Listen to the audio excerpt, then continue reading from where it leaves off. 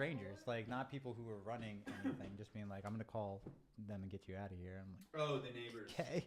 Yeah, they're like, dude, Such a nuisance. your vibrations will mess up the rat because poison you can in hear. the flower beds. Yeah, exactly. It's not translating into the Because also you can hear that over all the noise in that entire spot. That those two little acoustics Oh man. really blaring through. Yeah, I mean, you know. That's not the problem. Let's be I was honest. gonna say you're just like you know, and I mean the great thing about doing it there is that you have a magician. You have a magician, you know, right next to you. You know, so you can have interpretive dance and such. Yeah, but the music part, that's where. That's where they cut out. Yeah, right. It's too right, much. Right. Well, you know, the payola thing really made them have to stop. You know, we can't talk about music in this city anymore. Yeah, it's a little So it is weird. streaming. Oh, so we're on? You guys are? Yeah, we We're talking about payola. Hi, everybody. My name's Chris. I'm sitting here with Josh from Tubey Frank. Yellow. We're going to be talking about music and stuff. Episode 3. There you go. All right, so Beautiful. first question is, how many instruments do you play, and for how long have you played them? So let's start with how many instruments. I don't remember when bass or guitar We'll start started first, with but the those entire are the two. list, Yeah, bass yeah, and yeah. guitar. Bass and guitar probably started at the same time. So bass, guitar, drums, and muddle on keys. Yeah. I can't call myself anything other You than started picking it up a little bit there, yeah? I hit a couple notes. Yeah. I you know, I can, you know, do like 2 notes. Yeah. Give it a little T-Rex fingers. You write on No. piano? Sometimes. Sometimes, but you know, those ones are always real slow. Yeah, well, half steps are half steps. I have more time to get to the chords. No, but I don't. I mean, I've. Drums? I used to play trombone as a child, and I've recently somebody gave me a broken trombone to do a track on the new record that we're doing. So I can say that I can play broken trombone. It's As long as it's broken, is that yeah, the caveat? yeah. That's it. Ukulele. You know. What about drums? Drums. Yeah. Yeah? Oh yeah. Yeah, I like playing drums. Yeah, I do that on records. I don't usually do that live. I have done it a couple times live, but. Is anything that's on record you playing drums? I mean, you kind of said that, yeah, but Yeah, is the it quarantine record that I put out Gotcha. was I was doing most of the stuff except a couple people, actually, former employees of Bridgeset Sound, Ah. Frankie and Robbie. Oh yeah. Did one of the coolest things that I've ever listened to of my own music, but it's Yeah, they it's their do. music They too. do very. So it's because it's their music too. But I imagine eclectic instrument-wise. absolutely, it was lush. Yeah. Yeah, They're great it at was what they do. beautiful. And then Keaton Tandy played like 20 tracks of hand percussion on it too. So that was, admittedly, all I did was Keaton a couple plays little with things. Will, right? Many people. Yeah. He plays with my buddy Eric Kramer, who plays now quite a few different instruments for me as well. Primarily bass, yeah. He primarily plays bass, but he's actually been doing a lot of really cool stuff. He just started playing keys for Mustafa Nbasi. He has been doing a lot of lap steel. Nice. For people. He's been playing 12-string guitar with me. It's been really fun. That's pretty sweet. But yeah, Keaton plays with so many people. And they play in a band called Uprooted with the singer Mike Lubicki from Rusted Root. Oh, wow. Yeah. Nice. That's their gig that they do together. So of those instruments, I'm assuming primary is Yes. guitar. Primary is Yeah, guitar. more about me. Yeah. Yeah. To you. Ah, okay. Primary is guitar, I'm assuming. I mean, I started off as a bass player. Okay. So, yeah, I was mostly playing bass in central Pennsylvania. Woot woot. There he goes. Steve. Shout out to Steve. Hello. Whoop. Shout out to Shay too. I don't want to leave you out. But yeah, I What age? 11, 12. Self-taught? No, a little bit. But my dad was a bar musician. Yeah. So, and you know, was the music director for multiple churches and still is. My mom was a talented singer as well. You know, Nice. they used to record stuff on 4 tracks together. We had a discussion actually last podcast as to whether so far 3 for 3 with people who have come in here who have had parents or musicians. Yeah. So far. Let's see. Nepo-intristic. I'm making up words. I do that a lot. So I'm gonna make almost. Yeah. The discussion being whether it is like a bloodline thing, like whether you think it's because you see it as normalized in your house, you grow up seeing it, you just think that's something that everybody does, or if you think it's like inherently like a genetic thing that you're born like being more musical. To me, I think it's like you grow up and see people do it. It makes sense to you that something somebody does. Similar to if you've seen somebody like painting constantly, you would probably think everybody paints. You know, You recognize the patterns, especially if you're there. I think if it's there during like, you know, thought inception periods, like, you know, like super. If it's like, I feel like that's definitely a factor. If you're hearing people play live music a lot when you're like an infant and eventually like moving into consciousness, I imagine that's probably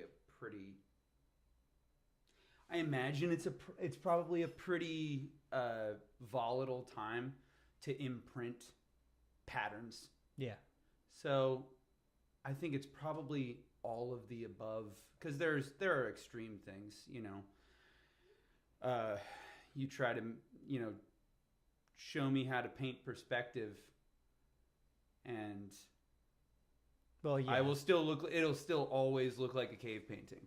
yeah, but that's the best I will ever I guess get, what I'm Chris. saying is not necessarily, It's like, not necessarily. yeah, there's strengths and weaknesses in everybody, you know, as far as like, you know, their gifts of things that are relatable to you know, like to like masses and stuff. But yeah, I mean, like, yeah, I think it's a little bit of all of the above, but being around it for sure, like during that time where you're just taking everything in. Yeah, I think Probably a huge it part. normalizes it, right? Yeah, It makes it totally. seem like something that's tangible, something that you can do, something that everybody does. I remember distinctly coming to terms with that later on in my life, where I was like, oh, this isn't everybody's obsession. Like after you get out of music school or whatever you're doing, like once you get to that point where you kind of have that realization, usually when you get older, and you go like, wow, this is just I'm obsessed about this thing. This doesn't mean everybody in the world grew up being obsessed with this thing.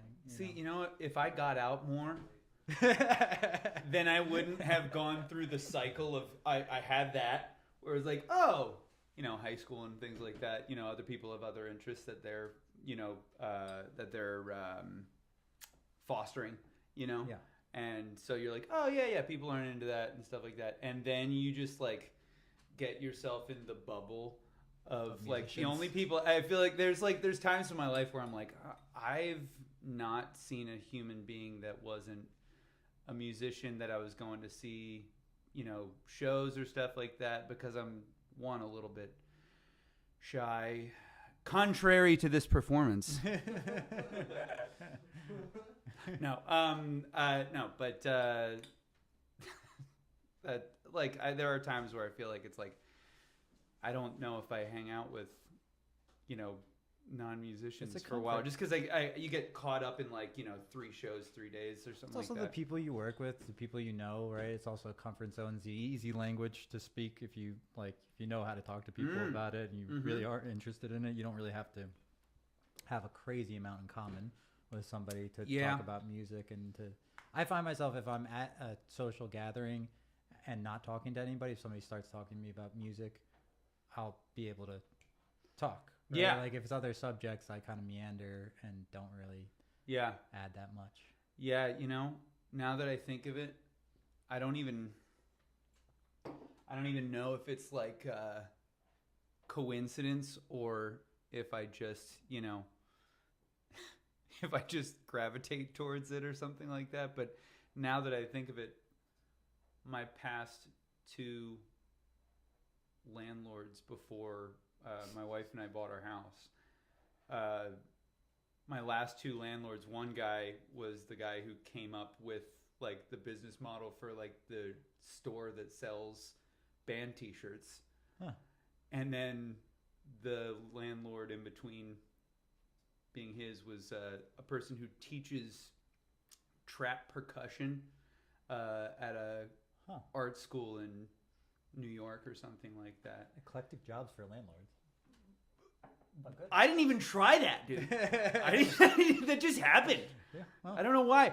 sounds like you gravitate. Point is, I think that there was a time there for where I just cycled back. I was like, I think everybody plays music. I was like, I'm convinced So everybody full circle back. everybody works in the music business Just at some lying. point, or if they work in the t-shirt business, they work in the music business. Outside of music, in your music, there seems to be like a certain degree of theatricality.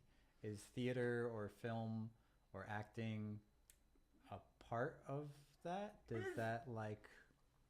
I've never done that in my life. I don't think that's true.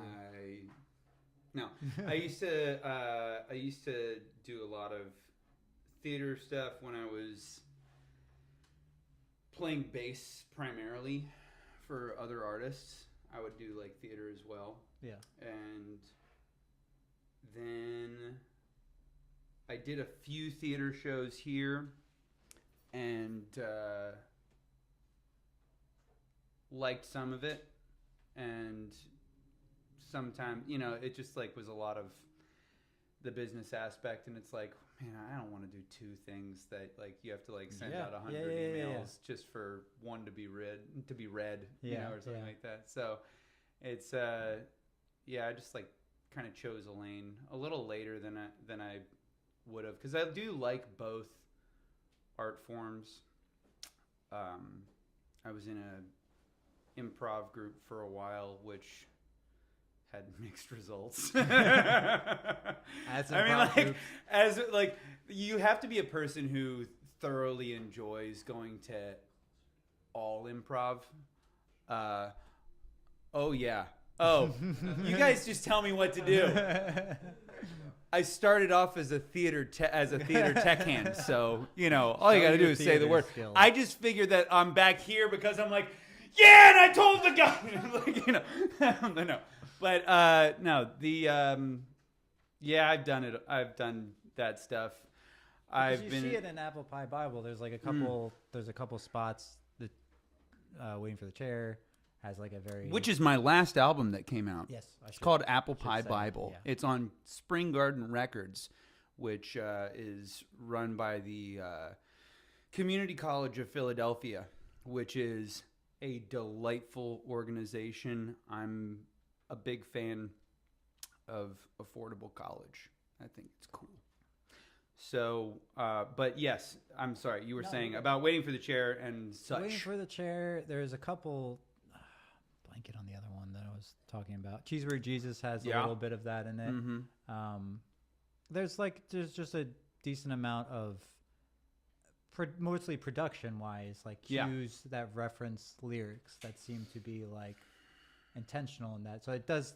I personally I like it. I think it's a nice kind of mix of those two sorts of things, and it helps vocally. Try again on how the turntables, the overdubbing. On that, where there's kind of like a talking sort of aspect of that. Yeah, we really. I had a lot of fun with that, and David Kleiman was very accommodating because I had for such a long time I had only recorded in basements and bedrooms, and I did a few releases with my good friend Adam Stair. Goes by Stereo, Stehereo. and he's brilliant, but he's like the best bedroom pop producer that I know of. But it's a bedroom. Yeah. You know, it's a different thing. So it's like it's a different. Euphoria is that Yeah. sort of vibe.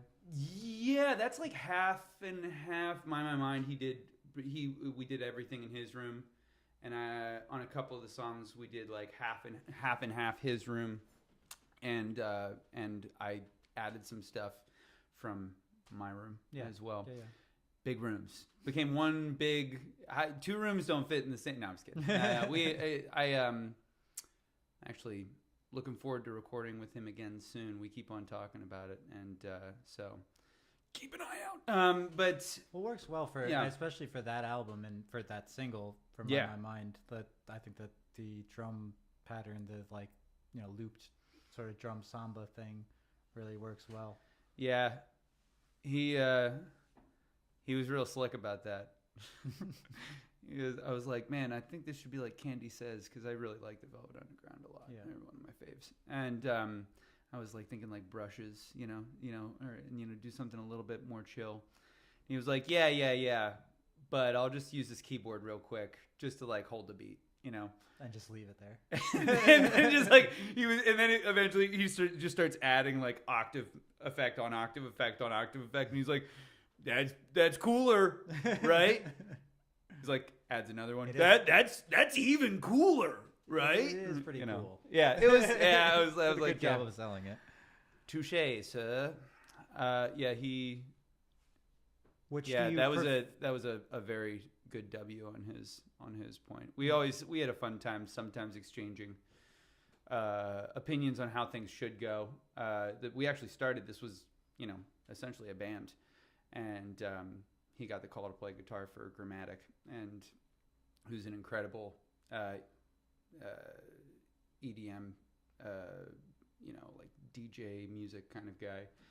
Incredible. And so he still does things from time to time and comes in, and but they are on the road so much. They're like it's like kind of wild that he's quite a Dennis Grammatic is quite a sensation. How do you feel about being on the road that much? Is that something that you want to do? You never know.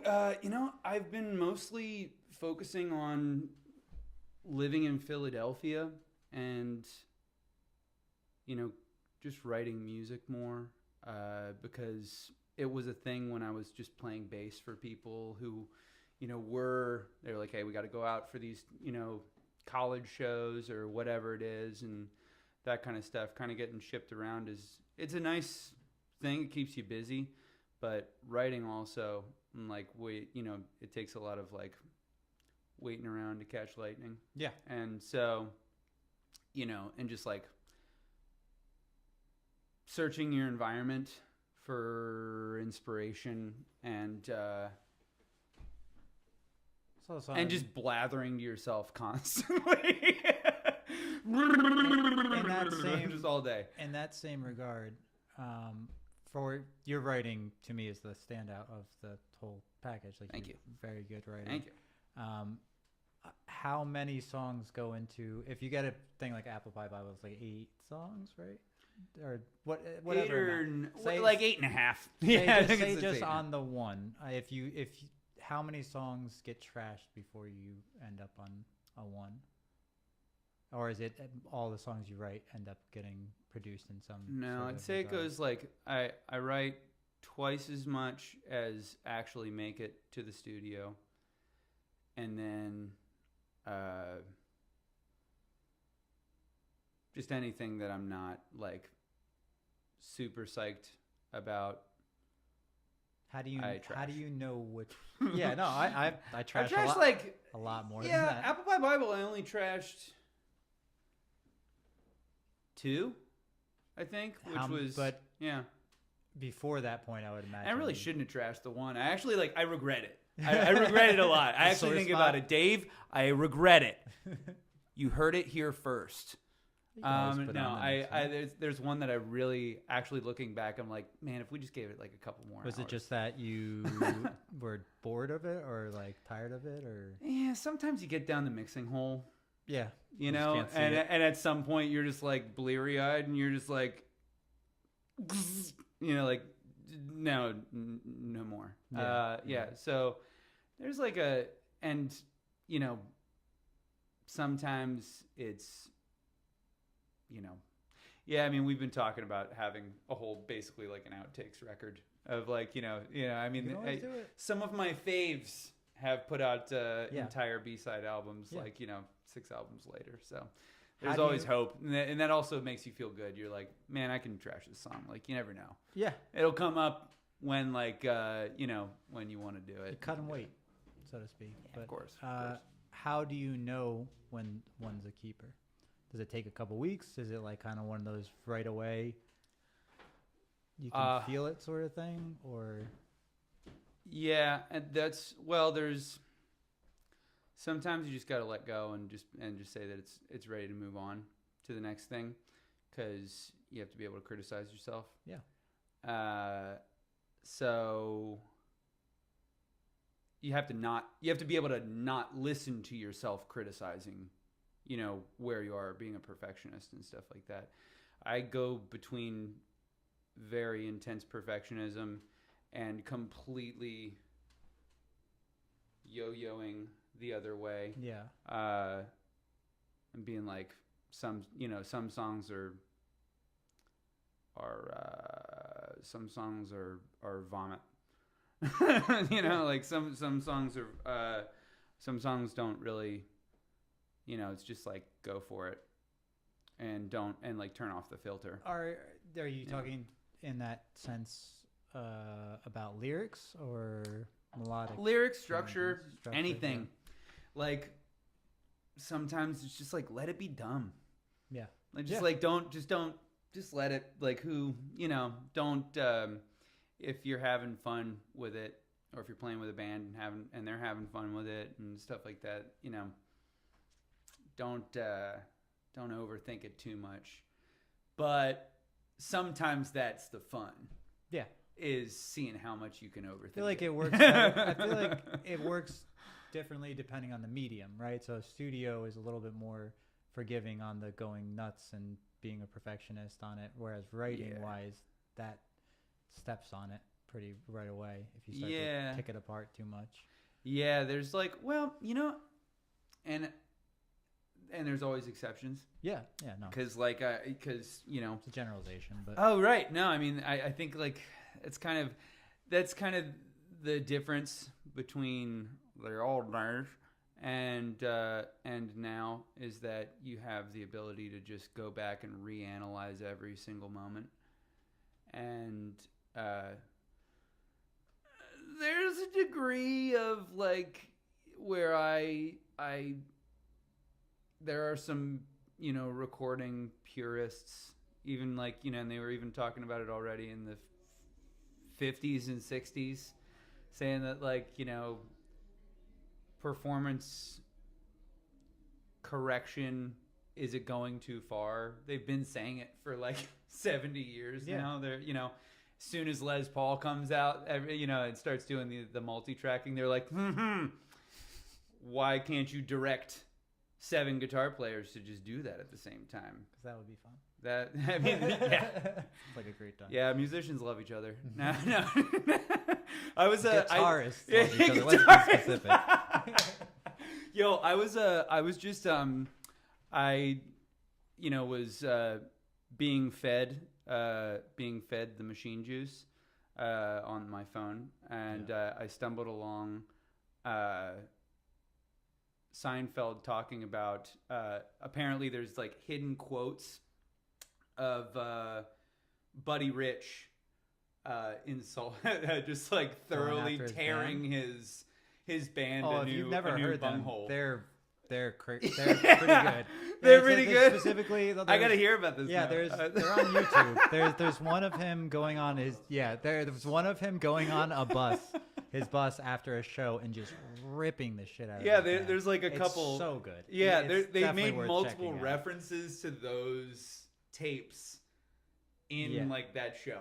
Yeah, Which- he's I think, and I'm like, oh, what is a guy like that look ever at his entertainment? yeah. It's that, you know. There you go. And back into the 7 guitarists sort of thing. I remember when I was in college, they had there was jazz ensembles and stuff like that. But the first jazz ensemble, because there were so many guitarists in the program, was just a guitarist. Yeah, jazz Guitar Meet. ensemble. Yeah. 7 jazz guitarists, all usually freshmen or sophomores, and it was just And it's like, just lead oh sheets. my god! It's just And every time, and so you'd have to go to each one of the things, because in order to get credits, you have to go to the performances. Yeah. So every time anybody would go to the guitar ensemble, even the guitar, like me, Yeah. guitar players would just be like, "Can we please stop?" Because also it was a weird sight, because you can't have 5 compers at the same time in a guitar ensemble. So it'd be like one guy comping, one guy pretending to play bass on a guitar, Right. and then the other guy soloing, and then they just shimmy down the line, and it was like, Where's the telly? no Roll the knobs back. no drummers, no nothing. It was like, it was so. So Yeah, every time man, I see hey. 3 guitar players, I'm like, Yep. I don't know about this. We do Thin Lizzy, but every guitar does every instrument. Yeah. Somehow you've Oh, got it, yeah. and you can make a whole drum set sound. The one guy's got the the reverb on, so he's the cymbals. Yeah, There you but go. it's still guitar, and that's Yeah. that's what's important. Trying to think, acapella, a capo, I'm working on it. Copyright pending. But yeah, that's not to say I haven't had a million guitar players on stage. No, I have. I'd say 3 is the cap. 3 is Guilty? the cap. You You also have pedal steel. I don't count pedal steel in that. Will same- Courier is a very yeah. excellent player and is on the scene, man. Yeah, very Yeah, good. he's a great player, and he don't plays have so many 4 different string instruments. So You don't have 4 acoustic guitar players, is what I'm saying. no traveling Wilburys. No. No. Hey, I mean, I'm trying to think.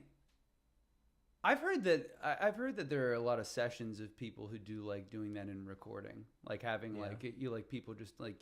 Well, I mean, I guess it's multi-tracking. If you're talking about like Johnny Marr, Yeah. or something like that, who has like 30 like acoustic guitars. Yeah, I mean, all just like tracking just, And that's a wild thing. And your interview with Dan, you were talking about like the tracking of Dan Drago, 25 o'clock podcast.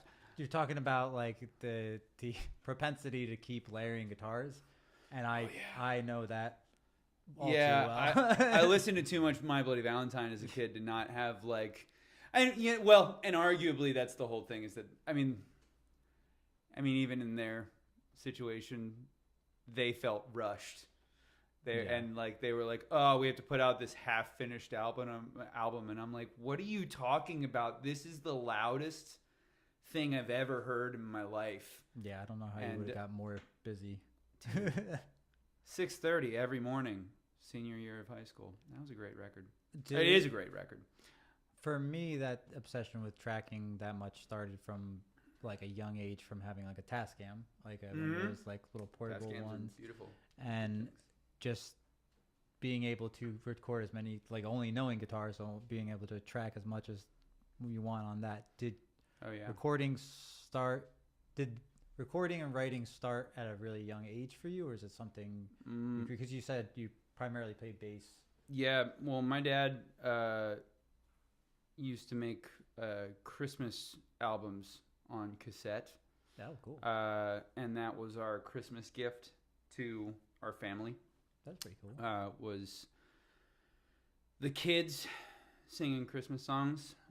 So my brother, who is 2 years younger than me, our first recording was when he was 2 and I was 4.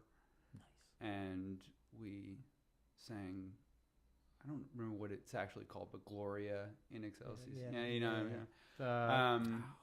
Yeah. I had to sing that for county college choir. That was just like full of guitar dudes. Right. And the whole bass section was just guitar dudes. And I remember what is that? Miso Solemnis. is I think the name of the opera that the Right, is right. from. And I remember like the director hating going to that ensemble because it was all the women. Like you had to again, you're forced to take it. Music school shouldn't force you to do these things Sure. because it ends up Sure. badly. And you had all these girls who were all vocal majors, a couple of piano majors, phenomenal. And then the bass section of guys were just terrible, all guitar players. And then the tenors who were the I actual see what you're singers. saying. Yeah. And she just hated us, like with a passion. And she would do this thing where like towards the end of right when you were about to have the concert, she would give this big like emotional, "You guys are terrible" sort of speech. Wow, And- that's encouraging. Yeah, at a county college nonetheless. So Well, like, hey, I'm you not know. knocking Yeah, county of college. I course. loved it. It was a great education. I'm just saying, like, let's be It real. counts. Yeah. So she, right at the end of the performance, would turn that around to, "You guys really pulled it together," and you came around. I was like, "We did not." They knock you down only to pick you That back is- up. yeah, you're there just you go. Making a little plot out of this one, but we did not No, do any I better. feel like that's a good. I feel like it's good to tighten you up a little bit yeah. so you can loosen up afterwards. All I'm arguing is I don't think the choir was that much better. I think it was, just, I think it was the narrative that she spun afterwards. She was like, "That went well," and I'm, yeah, okay, sure. Hey, But- you know, the life of a band leader. exactly. But you said 2 and 4, so you guys Yeah, started young. super young Yeah. We Was did there a push Gloria. for that. So we're clearly Scientologists. That's That's what you that's get out of our that. yeah. That's where that was one of our old spirituals. But yeah, and then I'm trying to think what was my first solo song was it All I Want for Christmas Is My Two Front Teeth? Oh, I think I would have been 5. So Wow. it was a song a year. So you're primarily just singing then? Were instruments pushed? Then, yeah, during those it was just singing, and then that was up to like 8 or 9 or 10, somewhere in there. Probably single digits, and then, and then I think we just started picking up instruments. Yeah. And I don't remember exactly. Well, and my parents they're getting remarried and lives are changing. Yeah. And so then we just picked up the instruments ourselves. Yeah. So once the training wheels were off, it was just time to go. Circling back Get to work. Write songs. No, I'm just kidding. No. Circling No, back they were very to- cool about it. to the writing part of that. Yeah. Was that you said your dad was a band leader? Yeah. As well as, was that encouraged? Was the writing encouraged, or was it just musicality and knowing an instrument that was encouraged? I remember being told what was good, Oh yeah, what was objectively good. I know. And Well, and I agree. So let me ask I you- agreed with it. I was like, yeah. I was like, you know what? No, I never agreed. And then I always cycle back with a lot of like the rules of music that, and then you take classes and stuff like that, and you start learning music theory and all this kind of stuff. But yeah, there's like I weeble wobble back and forth between parental advice with music, but yeah, it's there's sometimes somebody watch out, Lordy, the weeble wobble, yeah, but Where yeah, was- I'd say there's like a lot of stuff, but I grew up with like Jimmy Buffett in the house and like that's the what Eagles. I was kind of wanted to get at is what was the for me. I hadn't even heard of Prince until like I was like 17. For I hadn't me- even heard of him. It was like pop music, or not. It was the opposite. Pop music was not that it wasn't played that much in my house, but like there was a lot of emphasis on musicianship. My dad's like a huge King Crimson fan, Genesis, and all that sort of stuff. Nice, yeah. So like it was almost the opposite side of the spectrum, whereas like pop music was still appreciated, but like Who's sadder? You know what I What do you mean? say? Like who's sadder? Like King Crimson, who like makes like the doomiest, at their most, at their early stages, they're like Echoes era, Pink Floydy kind of Yeah. like vibes with like a lot of minor chords and all that kind of stuff. Who's sadder, those guys or the guy that wrote Margaritaville? different types of sad. very, Very different types of sad. I don't think you can objectively argue Robert Fripp is a happy person. It's apples and oranges of sad. Yeah, it's a different thing. But I feel like that always ends up leaving some room when you have parents who have opinions about music and are like about it, and it's not just like background sort of stuff. I do kind of like that because it gives you your room to either like engage in that and really get into that as well, or like go off in another thing and go like, well, this is not what was encouraged in my house, so I want to listen to this. Yeah. You know what I mean? You can't tell me what to do. Exactly. You can't tell me what to do. But it's a good motivator. Yeah, there's definitely, I love doing things that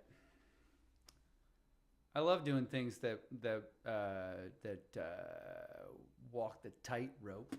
I think that's the best, and I think that's just the best music. Well, harmonically, you definitely do walk the tightrope. Like there are a lot of chord changes in your songs that are really interesting and cool. Yeah, and all that sort of Thank stuff. you. Thank you. Consistently, when I listen to My Mind, I wonder how the modulation section happens in that, where you just keep changing keys in the middle. Is that like a planned thing? Does it change? I'm assuming it changes live. I've seen you live doing it, but I haven't been able to listen to them side by side. Well, like it's kind of funny though, right? Yeah, I mean it's very kind of funny. That's like the thing. It's like I remember what was that? I mean, like my old band that I used to play bass for. I remember them putting on that Michael Jackson "Free Willy" song. I don't know that. You know what I'm talking about? Where it's like a million key changes, and like they are just like they're like, this is my childhood. I fucking. Whoa! I love Michael Jackson. This Michael Jackson "Free Willy" song. The Free Willy song. Yeah, I think it's for Free Willy. Yeah, but there's like a million key changes, and I remember like the guy that I was playing for. So that evocative movie. And he's like really like he was like jamming to it when it's on, and I'm kind of and they're all kind of just like talking about it because it's very cheese-tastic. It's smothered, covered, and whatever. But it's and I just remember that I feel like it's like kind of that's a moment that I remember being like, this song's kind of funny, isn't it? Like this is a pretty funny song. Will You Be There is the title. Yes, Will You Be There? But I remember that hearkening back to hearing that and being like, that's a kind of a funny song. It takes itself so seriously. And it's Free Willy. Yeah. Come on, context, right? Yeah. Is it a hearkening? I like the follow through. That's what I like about it. Is it a hearkening to the lyrics? Because the lyric is so many times people change their mind, and then the key changes. Yeah. So it's like a I figured. And that's just and that song song still slaps, as I think. Yeah. All people. I agree with that. All people, who are working on themselves relatively are reassessing their relationship with the concept of gender. Yeah. And I had a good friend that we just got to talking about a lot of that kind of stuff. I remember it was at Tattooed Mom right down the street from here. Nice. Which I lived on South Street for quite a long. It was like 6-7 years. That's a good bit. And I used to frequent there quite a lot. It was a nice commute. It was excellent. It's dangerous living on South Street, though. Man, you're close to so many good things, bar vibes. Things, yeah. You got your T-Moms, you got your Twisted Tail. Yeah. Fat Tuesdays. Dude, we're talking about dangerous. Nobody wakes up after a night of Fat Tuesdays and is like, that was a good decision. But it's the best bad decision. You said decision. That can be made. Yeah, it is a decision. It is a decision. It's the train decision. It's the train tracks decision. It's too late to realize. you're past the door of Fat Tuesdays. No, but it's excellent though. See, to me, when I was listening to that song, I got sort of is the gender part of that like very specifically what that song's about, or is to me the absolutes or lack of absolutes was what I got out of that song. Just yes, lack of absolutism in general. Yes. Yeah. Okay. No, you said yeah. All right. Is it or yes? Move on. Yeah. No. Yes. That's a yes. No, but I think just because it was just something that I didn't understand at the time, and meeting people who, and then eventually, funny enough, my one of my best friends from high school who produced the music video for that song. Yeah. Couple years ago, afterwards, came out, and so it was kind of a Serendipitous. poetic. Yeah. It was serendipitous. Yeah. Yes. Shout outs to Alexandra Lenhart. She has a fantastic music project called Nerdess, and it's been playing a lot of really cool events all over PA, a lot of central PA gigs. She's a fucking weirdo, and is like was a big impact on my creative energy she's the best. That song seems to have stuck around. Is there any like criteria, or is it just a feel-based thing as to which songs end up sticking around? Because for me, usually when I'm doing creative things, it's like after a year or so, I end up cutting like them down to like half of the songs I don't play anymore, and then it's like you like Chris Rocket? Yeah, it just gets smaller and smaller and smaller to the stuff that I just enjoy playing, or that I feel like is reflective of where I'm at. I feel like that's a good question, because there's a tightrope you have to walk, because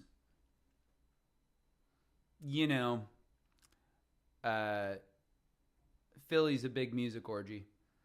It's a lot of everybody's working with everybody, and it's a very like, people are moving around, and I'm going to play with this person for a little while. It's like very much, it's a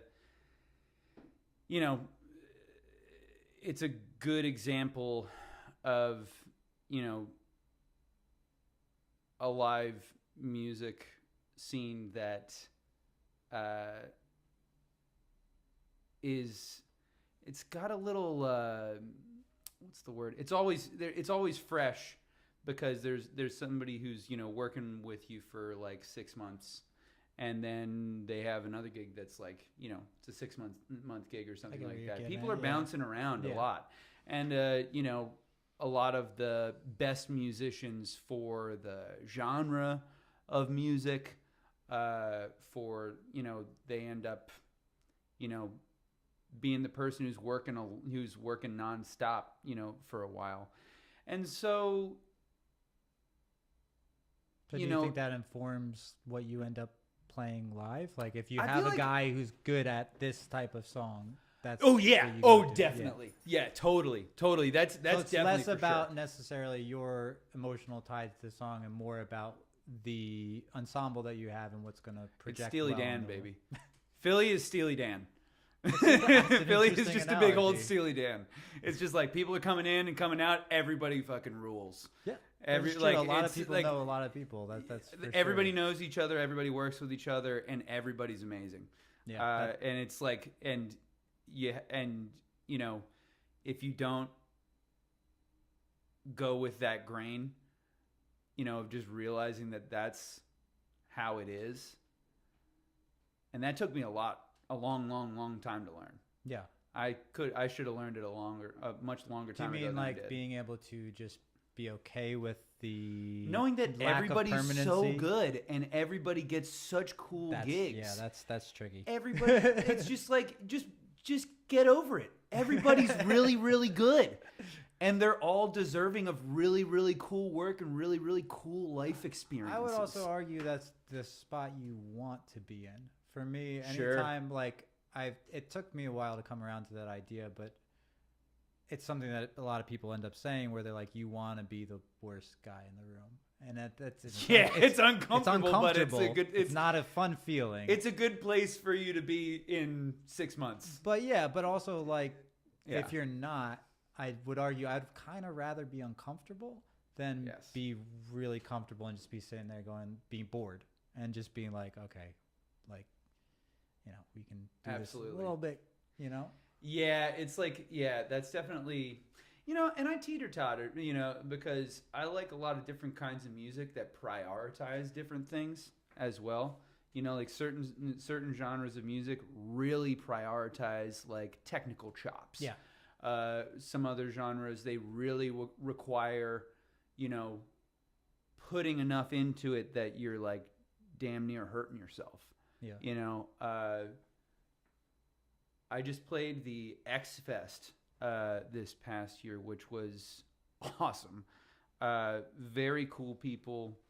I've never been. Apparently, it's been going on for 28 years, and I'm such a little gremlin that I never understand what's going on at all. Well, now you do. I'm that gal in the glass menagerie, but I'm married, so it doesn't make sense. Yeah, this is close enough. Long story short, it's a terrible analogy.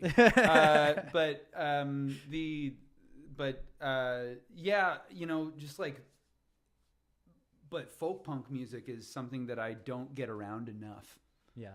Like, man, people are going so hard at X Fest. Yeah. It was wild.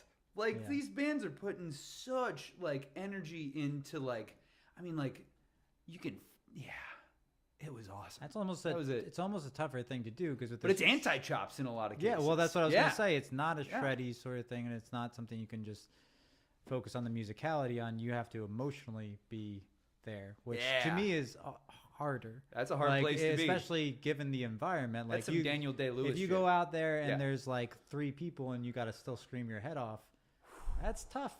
You know what I mean? That's to me harder than just dialing it in and being like, I know I can hit these spots a little bit more. Yeah, I mean, when I was being asked to be on that kind of was also a big moment where I got to remind myself. I was like, oh yeah, I grew up playing punk music and shoegaze music and super loud stuff that you're just like, I remember in high school, mostly because my dad is a drummer who really liked The Who. So when I started playing guitar, it was very loud. And I remember getting a half stack, and then he got me another cab, and I had a full stack that was almost as tall as me. And we would go to church basements that were tiny.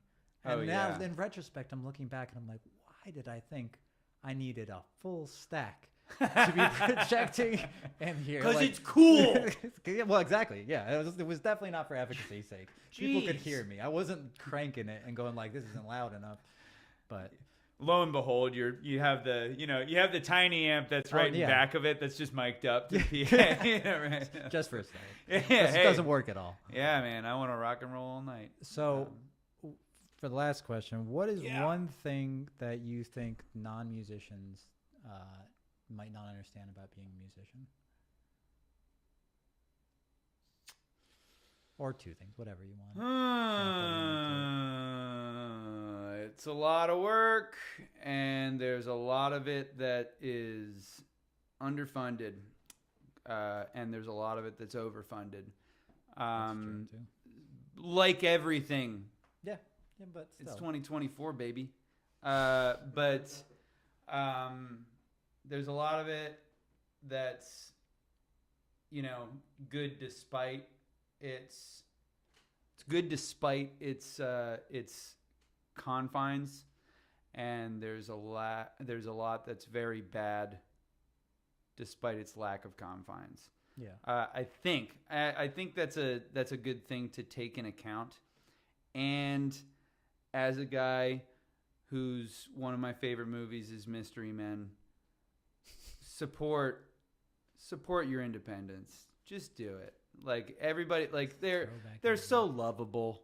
I know they're just throwing forks and whatever, and wielding shovels and what have you. I can still see that movie poster with them all lined up on the sides. Dude, it's yeah. I mean, could talk about that movie for days. But dude, it's the ones that are that are doing it despite the odds are the ones that you really want to go and see, because the other ones that are super overfunded are the ones that you're going to be able to see for 400 years because they live eternally now. I was watching in a cryo chamber or something. I was last night I was watching, I forget the name of the documentary, but it's the one that just came out on how music got free. It's on piracy and how Napster started and all that sort of stuff. Yeah. And they were talking about it, and I don't know if you remember that argument at the time, but it was like when Metallica versus Napster. Everybody just said, well, these guys are already super rich. Like, what do they need to be talking about this sort of stuff for? And I'm like watching it, and they're interviewing the people who were the pirates, and they keep describing themselves as Robin Hood. And I'm like, yeah, well, Robin Hood has a really good history now, doesn't it? So it's the analogy that kind of gets brought back to a lot is Robin Hood. And I'm like looking at that, I'm like, you're talking about 1% of artists that make music. Yeah. When you talk about these big like Metallica and Madonna, all these people who were coming out against it, one of the people who was a proponent of it was Dave Grohl, where he was like, I think people should be able to do this and stuff like that. I'm like, Jerry. Yeah, but you already have a substantial living off of this. Like, if you're not in that crowd, $20 a CD helps a lot more. He already had the $20 a CD. That's easy to say after that. But also, like, when they were talking about it, they're like, well, we're the pirates. We're like, well, we're not really hurting anybody. And I'm like, yeah, you're looking at these huge artists. You don't understand the trickle down effect that economy has, right? Mm-hmm. Like, if those artists, they're gonna still be able to sell stuff. You'll still see them, but for all the other people who sold CDs at concerts. Mm-hmm. Yeah. What is her name? She's really incredible. But there's a pop singer whose name escapes me right now, but I love her. But she knocked Tom York when In Rainbows came out, which is the Pay What You Want album. Oh yeah. And her argument was that is that we can't set a precedent of music not having value. Yeah, of monetary value, because that's the only way that we verify that something has value anymore, because we live in capitalism. So, so setting that precedent to say, well, it's worth whatever you think it is, is slippery. The idea is that it's maybe it's in principle, yes, and in functionality, it's maybe a little bit starry-eyed. To say that, we're not going to have a situation with any streaming services paying not enough. Yeah. I mean, I think that's clearly what happened, right? So, like, I do think that there is a consequence that doesn't have to do with big rock stars not getting as much money. That's how it's painted, as like a liberating sort of aspect. Yeah. Well, the Steely Dan guy died going on tour. He toured himself to death. Because he can't get enough money with his records. So keep Steely Dan alive. We're going to end on that. Take Steely Dan back from the dead. All right. Well, all right. Thank you so much for coming by. I appreciate it. It was great. Talking. This was wunderbar. That was. Right.